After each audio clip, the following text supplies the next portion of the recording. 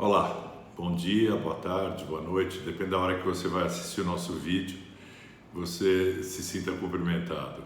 Tenho o prazer de poder estar de novo com vocês, embora sinta muita falta do encontro pessoal, do abraço, uma troca de sorrisos. Essa quarentena que já está chegando em um ano, longuíssima, tem me trazido uma novidade, uma certa novidade, que é essa impressão de que os problemas familiares aumentaram muito e essa obrigação de convivência tem atormentado muitas pessoas. Eu gosto muito de comentar os textos do Papa Francisco sobre família, sobre vida em família. Eu tenho a impressão de que o Papa Francisco lá em Buenos Aires, ele invadia as casas, sentava atrás do sofá das pessoas e ficava observando a família, porque o homem que conhece é um ambiente familiar e os detalhes da relação familiar. Ele sabe tudo sobre família, sobre vida em família, e tem ele é iluminado pelo Espírito Santo para isso, mas ele tem uns dons de conselho para isso muito forte, muito forte. Mãe, pai, filhos, dividindo a casa, dividindo os computadores, os iPads, os celulares, tropeçando uns nos outros o dia todo dentro de casa. Algumas pessoas moram em espaços muito pequenos, muitas pessoas moram em espaços muito pequenos. E parece que o melhor conselho para a vida doméstica é o conselho do Papa, que são os detalhes de gentileza, de educação. Por favor, obrigado, desculpe, precisa de alguma coisa? Frases que fazem a vida em comum muito mais agradável. Mais leve, mais agradável. Tem um livro do Padre Fausto, é um daqueles pequenos opúsculos, mas o conteúdo dele é tão grande que não parece um opúsculo. O livro chama A Paz na Família, e ele cita que enquanto estava escrevendo o livrinho A Paz na Família, ele com todo esse assunto na cabeça, pensando a respeito, tudo, ele encontrou um senhor que ele conhecia há muitos anos, que ele atendia há muitos anos, um senhor que tinha 60 anos de casado, uma família grande e uma família muito harmoniosa, muito agradável de conviver, de encontrar, uma relação parece muito saudável entre os pais, os filhos, os netos, etc.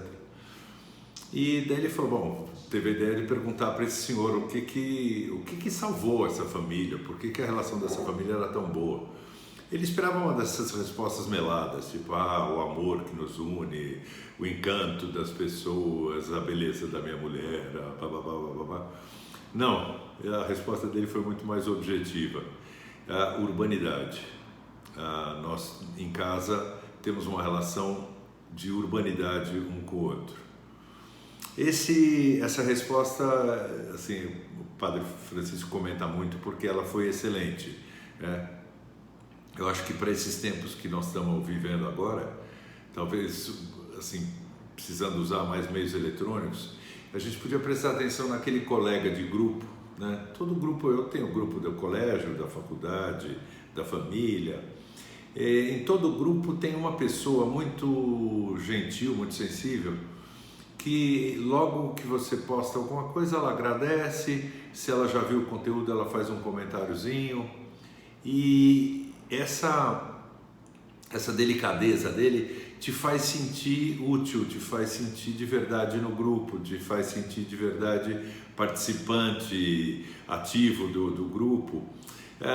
Assim, aquele comentário de que quando a gente está num lugar que ninguém nos conhece, é como se a gente não existisse.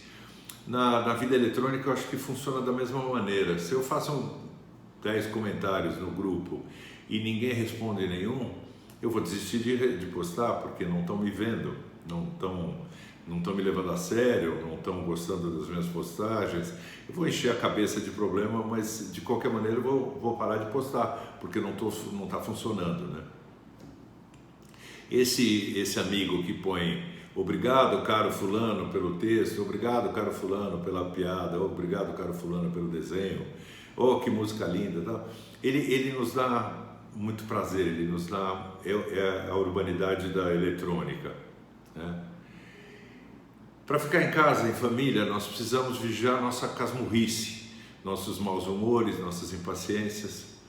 É um tempo para crescer no relacionamento, não para passar o dia inteiro atrás dos filhos e netos para apagarem a luz, para economizarem energia, para desligar a televisão que ninguém está vendo, para desligar o som.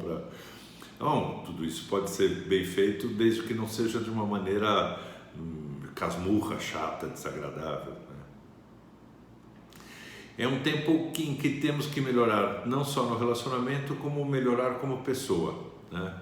Caminho, aquele livro que a gente sempre cita de São José Maria, tem o ponto 294 e que diz assim: não se viam as plantas cobertas pela neve, e o agricultor, dono do campo, comentou jovialmente: agora estão crescendo para dentro.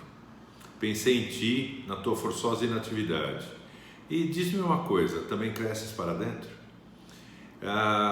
Crescer para dentro em família é melhorar o relacionamento com a esposa, melhorar o relacionamento com o marido, melhorar o relacionamento com os filhos, com os netos, com os empregados, com as pessoas que estão à nossa volta, né?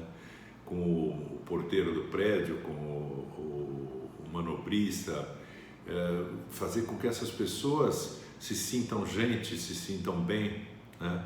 Por favor, obrigado, desculpe, precisa de ajuda, aquelas frases que a gente citou no começo.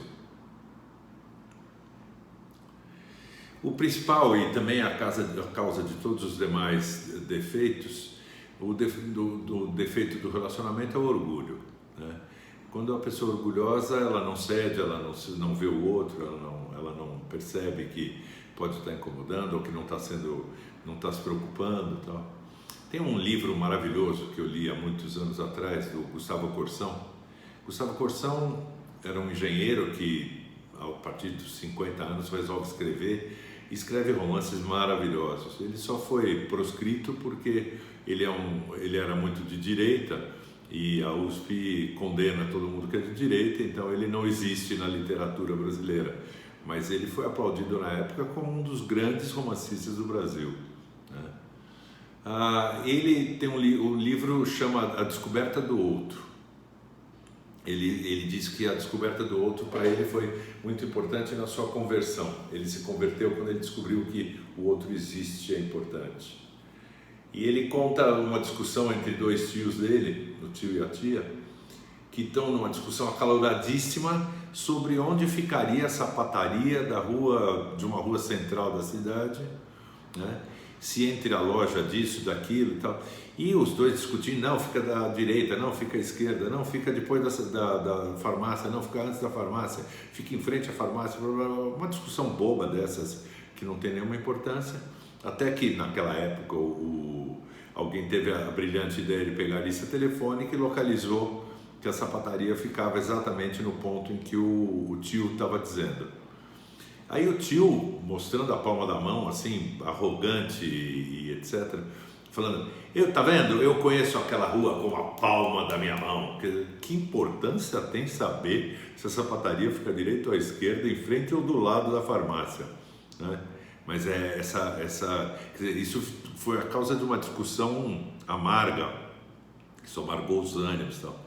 Essa discussão chamou muito a atenção do Gustavo Corsão, que ele falou, eu tenho que me preocupar com os outros, não importa, assim, se não tem importância, não tem importância, deixa a farmácia ficar ao lado da sapataria ou não, tanto faz, não faz a menor diferença. Então, o nosso assunto aqui é exatamente esse, descobrir e tratar bem ao outro, fazer com ele o que queremos seja feito conosco.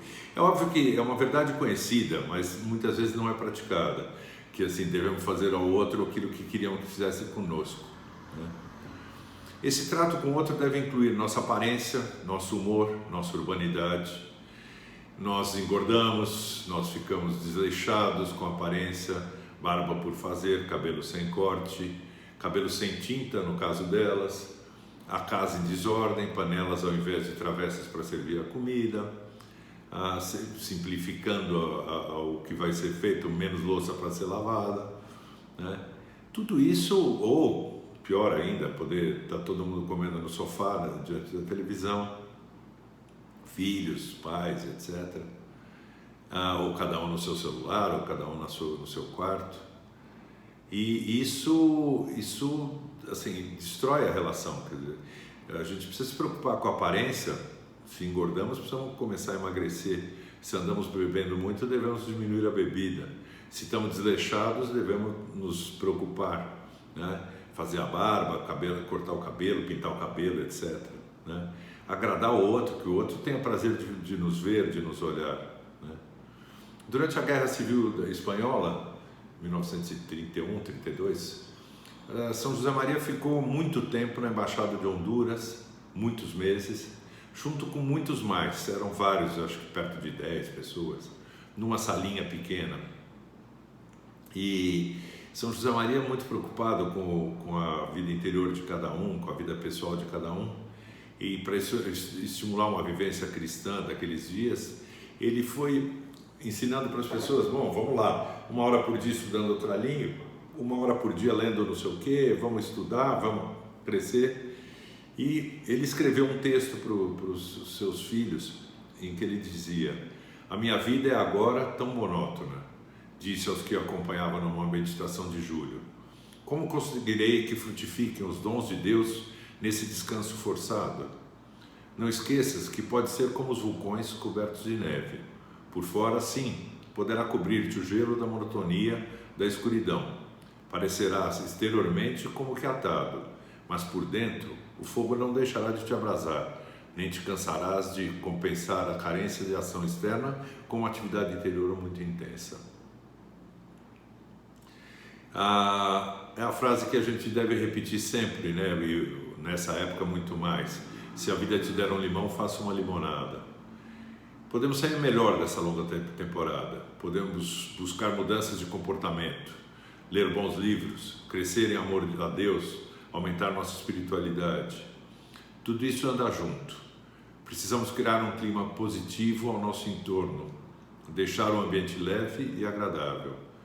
Muitas pessoas comentaram comigo que o ambiente melhorou quando pararam de ver o noticiário. Gostaria muito de saber quem e por que pessoas criam fake news aterrorizantes, médicos mentirosos, cientistas falsos, jornalistas mal-humorados, pessoas que andam como se tivessem uma nuvem negra particular que acompanha a sua trajetória, está sempre em cima da sua cabeça. Pessoas que destroem tudo que tem à volta. Não, tem coisas boas acontecendo. Tudo bem que não é muito fácil de ver, com tanta morte, com tanta doença, pessoas queridas que morreram ou que ficaram hospitalizadas, mas ao mesmo tempo podemos ver alguém crescendo, podemos ver alguém se preocupando com as mensagens positivas, alguém preocupado com o vizinho, pessoas distribuindo alimentos para as pessoas de rua e etc. Para se criar um bom ambiente, eu li esses dias, existe a esperança cristã, que não é a certeza de que tudo dará certo, é a certeza de que tudo corre como Deus acha melhor para cada um de nós. Deus consegue fazer da liberdade das pessoas, ele tece uma coisa que o final é sempre bom, o final é sempre agradável, né? Devemos nos abandonar nas mãos de Cristo. A esperança cristã é isso, mas não é a certeza de que tudo corre bem, é que tudo concorre para o bem daqueles que amam a Deus. Tudo termina bem, porque se Deus, alguma coisa má Deus permite, é porque será de alguma maneira boa para nós, né? Lembre, por exemplo, assim como Deus fez o nascimento de Cristo, que Nossa Senhora já foi escolhida para ser a mãe de Deus, já está grávida do Espírito Santo. São José, que ia abandoná-la, já foi avisado pelo anjo que é para ficar junto. Mas eles moram em Nazaré, e as profecias todas diziam que Jesus nasceria em Belém, que por acaso chama Belém, quer dizer casa do pão. É interessante. Isso nós já comentamos na Eucaristia, naquela palestra da Eucaristia. Mas enfim, assim, São José e Maria poderiam, por iniciativa própria, nós temos que ir para Belém porque o neném tem que nascer lá. Mas Deus faz muito mais objetiva a coisa, né? O César atual, o César da época, resolve que quer saber quantas pessoas ele tem no reino dele e manda que todo mundo vá se recensear na terra da origem da sua família. José é descendente de Davi, é de Belém, então para lá ele se encaminha e o menino nasce lá, né? Assim, veja, o César não era uma pessoa do bem, né? Mas ele, assim, o desejo orgulhoso dele de saber qual era a população do reino dele serviu para que Jesus nascesse onde deveria nascer. Assim por diante, quer dizer, assim, nós temos assim, Deus não tira a liberdade das pessoas. As pessoas somos todos 100% livres para fazer o bem ou o mal, né? Só que Deus, na sua onisciência, que sabe o que nós vamos fazer muito antes da gente existir, Ele vai tramando isso de tal maneira que dê certo os seus desígnios, a sua vontade, né?